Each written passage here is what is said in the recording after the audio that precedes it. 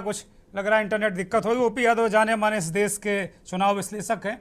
OP Yadav साहब, काफ़ी लंबा आपने सुन लिया होगा अब, क्योंकि लगभग जी। 50 मिनट 40 मिनट आपको सुनते हुए बीत गया। अब आपकी बोलने की बारी है।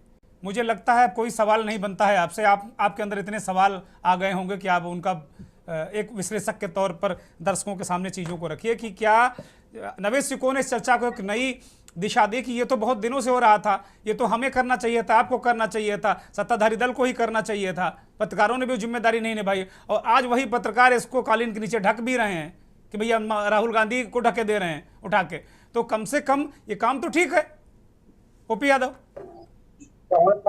चौहान साहब, राहुल गांधी ने जो आज प्रेस कॉन्फ्रेंस में 300-400 पत्रकारों के बीच में एक एक तरह से ऐतिहासिक हिस्टोरिकल प्रेस कॉन्फ्रेंस कही जाए, और आप टीएन सेशन साहब का भी जमाना देखे होंगे। जी पहली जी। बार इस तरह chief election commissioner of India के बारे में, और खासकर इलेक्शन कमीशन को आरोप प्रत्यारोप के घेरे में हम और आप सभी लोग देख रहे हैं।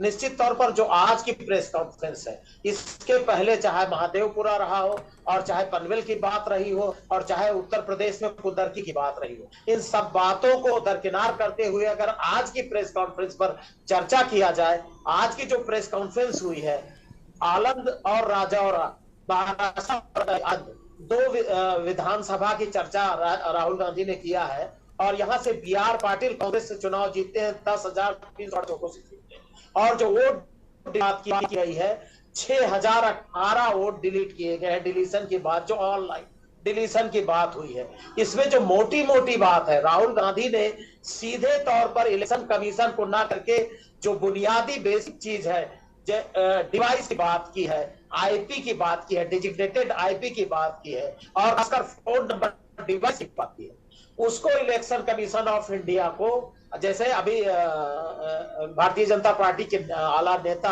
अनुराग ठाकुर साहब ने कहा कि ये सारी चीजें अवेलेबल करा दी गई, लेकिन मैं मानता हूं कि इलेक्शन कमीशन ऑफ इंडिया ने ये सारी चीजें, क्योंकि टेलीफोन नंबर, डिवाइसेस और डेजिग्नेटेड आईपी एड्रेस की बात की जाती है, तो जो डिवाइस की बात है इस पर फोकस करना चाहिए।